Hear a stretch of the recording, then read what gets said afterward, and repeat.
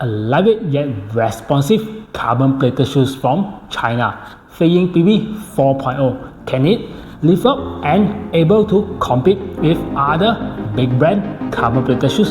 So let's see how these shoes look like.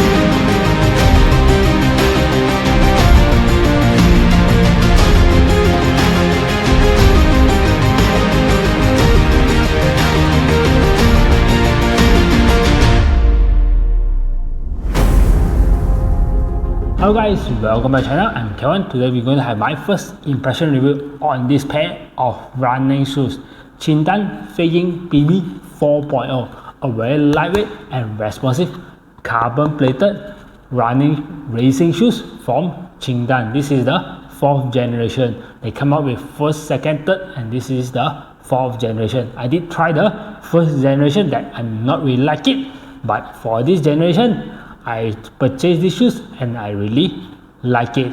Before I start, disclaimer, this pair of shoes I purchased by my own money.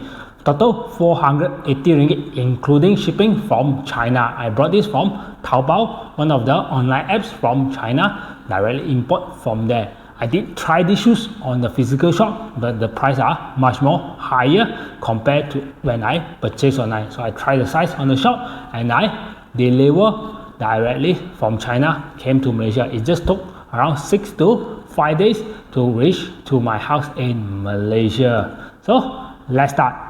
Let's start with some spec of the shoes. For my size US 11, it weighs around 225 grams. It's a very lightweight racer and the weight almost similar with my asics Menta H Paris. For the heel here is 34 mm and the forefoot here is 27 mm. Make the shoes 7 mm drop. It's a bit odd on the number because shoes mostly is on a 8 mm or 6 mm, but this shoes is a 7 mm. But when I wear on it, I don't feel it's a 7 or 8 because it's just 1 mm different. I can't feel the difference on the drop itself. For the form, it's using this Q Kung Fu form, and the form is very responsive and very cushion. And this shoes has a carbon plated inside. You can see over here is the Q arch plate inside, and the back of the shoes here actually is very wide, 77 mm. And when the shoes going to the forward, it taper down at this area because this is a medium arch shoes. If you are flat footer, it might be not comfortable. If you are medium arch or high arch, definitely this shoes is for you because it's a bit taper down in the middle at here. So you can see the shoes is a bit taper at this area. So for medium arch or high arch, the shoes able to suitable for you. For the forefoot at here, the shoes actually pretty wide. So you can see very wide on the front over here. The shoe geometry not really that rocker, but have a very aggressive on the forefoot at here. It's similar like a Vaporfly Next Percent 2. It's a very aggressive on the forefoot, especially when you land on the forefoot area. On the upper is a very well ventilated upper towards the shoes. For the heel, it doesn't have any heel collar, and it's written on the name over here on the side, and there is their logo. It's a guy who making a slam dunk, but this is a running shoes, not a basketball shoes. On the tongue is a very thin tongue, and the lace is pretty long. So for the fitting on the upper is true to size, but I recommend you go half size up when you're going for this pair of shoes. Half size up for your normal running shoes because it's a bit tight at the front over here. Let's start with the upper of the shoes. For the upper, using some sort like kind of material similar as the Asics Meta H Paris type, but these shoes come out earlier than the H or the Meta Speed H Paris. So the upper is very ventilated plastic type of the upper of the shoes is very not really that stretchable, a bit stretchable, but it's very ventilated. It's not absorbing any water.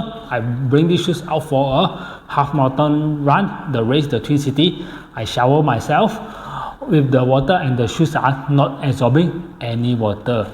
So at the front here, the toe, there is a toe heel collar to protect our toes, provide some little structure at the toe area. Moving backwards to the tongue area and the lace area, there's some plastic around all the lacing hole. They even have a extra lacing hole for you to readjust which position that you like.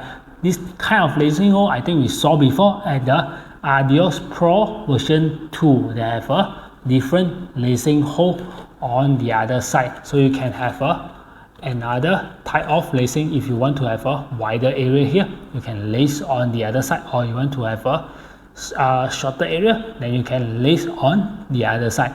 On the tongue is a very thin layer of tongue. Inside the tongue doesn't have any structural support or anything holding on one side, but on the other side the tongue actually already sealed together with the upper itself, and the lace are pretty long. So you can see the lace are pretty long, and the lace type is something quite new for me. On the back of the lace we have so-called those teeth type that they can bite together when we tie it together, and the front part doesn't have any of those teeth. It has seems like a hybrid type of lace, and the lace is pretty thin.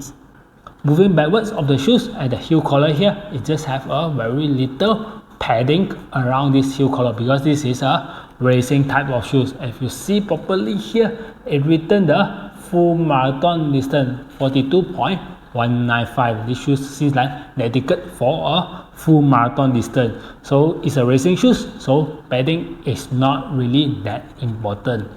At the heel collar here, it doesn't have much support, just only this white color plastic. It has a very little amount of support, so I can easily bang the heel collar down. Let's move to the midsole form. The midsole form, they're using their own Q Kung Fu Pro form for these shoes.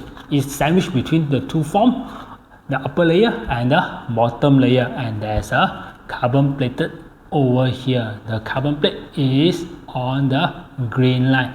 The carbon plate is much more lower to the ground, similar with the Nike Vaporfly Next Percent type. It's lower to the ground. We have a much more form on the top over here between our feet and the plate, and lesser form between the plate to the ground. This is almost similar with the Nike Vaporfly Next Percent 2 and Asics Meta Speed H series. So for the form on the back here is very thick, and there's a lot of protection provided on the back of the shoes, and the shoes is pretty aggressive. You see on here, it has a very steep climb up on the toe area, so it provides a very nice toe off when we going for the forefoot and toe off area. The shoes, you can see the plate actually is very rigid throughout the shoes.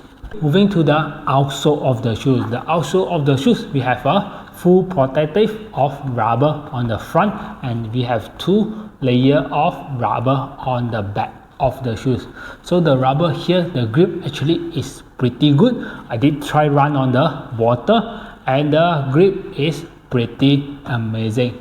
And here we can see there's 2 cutout to have a look on the carbon plated shoes. I'm not sure this is improve the flexibility or just to show there's a carbon plated shoes, because nowadays a lot of shoes have a cutout in the middle here to show the carbon plate of the shoes, and the grip of the shoes is really good.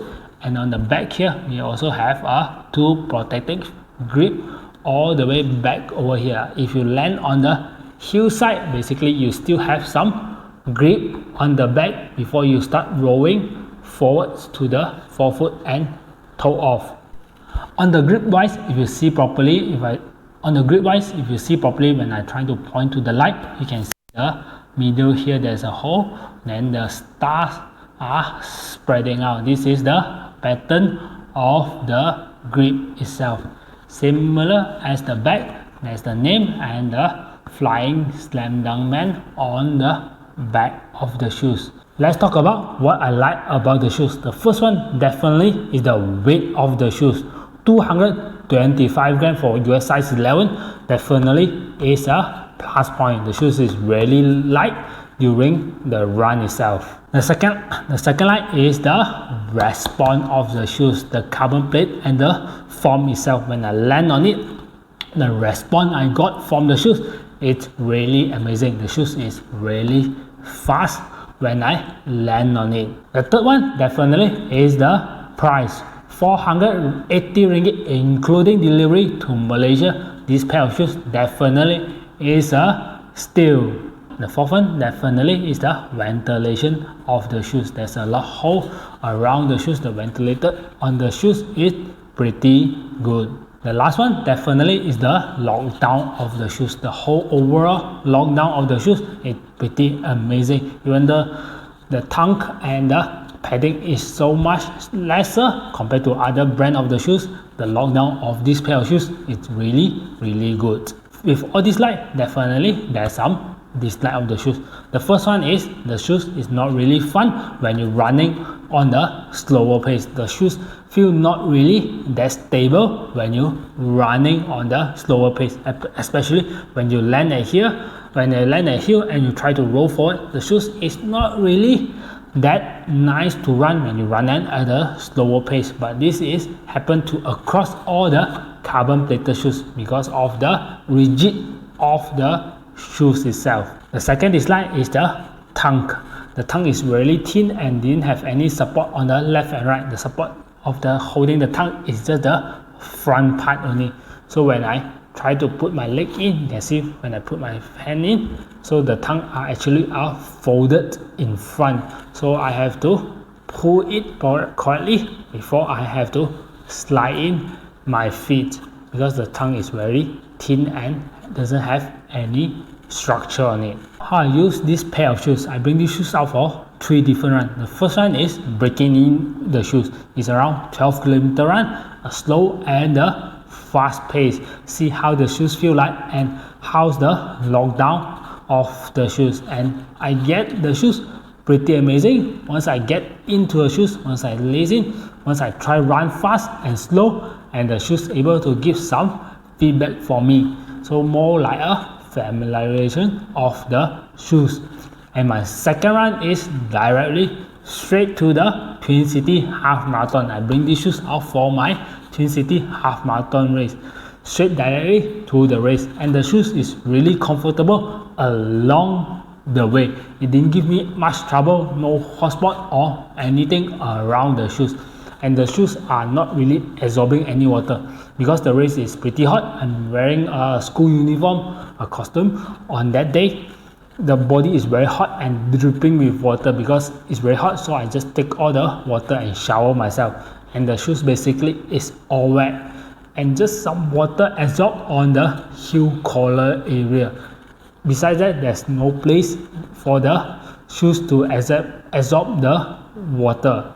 And the third run is yesterday. It's a tempo run, and the run are much more faster than my race day. My race day is running around 4:42, 4:43. It's not really a race because I did a back-to-back race. So my finishing time of the half marathon is around 1 hour 42 minutes, pace around 4:42 around that time. So it's not really that fast, but it's more enjoyable running with this pair of shoes. But yesterday is my tempo day, so I bring these shoes out for the tempo run while I'm shooting some B-roll on these shoes. The pace that I go for is around 4:20 to 4 minutes. Surprisingly, the shoes able to pick up the pace when I want, and I even go deep under 3:30, and the shoes still able to perform, able to give the feedback and the response that I really want during the tempo run. The tempo run runs around 7 km of tempo, and the shoes able to provide the response and the cushion that I need during the run. So how the shoes handle during all this run? But unfortunately, now is a very hot day in Malaysia. There's not much rain in Malaysia, so basically it's more to a hot day. So the shoes handle on the hot day and dry day is pretty good. The grip is pretty much there. During the race, there's some wet, especially on the water station. The shoes didn't feel any slippery at all. I did try run on some of the white line that is wet, and the shoes not really that slippery. The shoes able to go on the route itself and able to provide the grip and the response. On the third run, when I'm running, is on the cement, the Bukit Jalil cement park, and the shoes are not really slippery and there's a lot of grip. Maybe because of the dry weather right now in Malaysia, so I am unable to test the grip while it's wet. How's the feel like? For the upper, it doesn't have much cushion except the back of the heel collar. But the upper is very comfortable and very ventilated throughout all my 3 run. But all my 3 run, I'm wearing a slightly thinner socks because of the hot weather right now. So I'm wearing a much more thinner socks, and it's very cooling and very well ventilated. For who should not buy these shoes? If you're looking for a daily trainer, can take it off. This is not a daily trainer. This is a fast racing shoes. For who should buy these shoes? If you're looking for a cheaper carbon plated and fast day shoes, definitely you can try to get these shoes. It's really comfortable and really fast. So in conclusion, definitely Feiying PB 4.0 is a pair of good racing shoes. It's not only good for training, and it's good for racing. I did that training and racing with it, and definitely will fit into my racing shoes rotation. So that's all for my first impression review on this Feiying PB 4.0. So that's all. See you guys on the next video. Bye.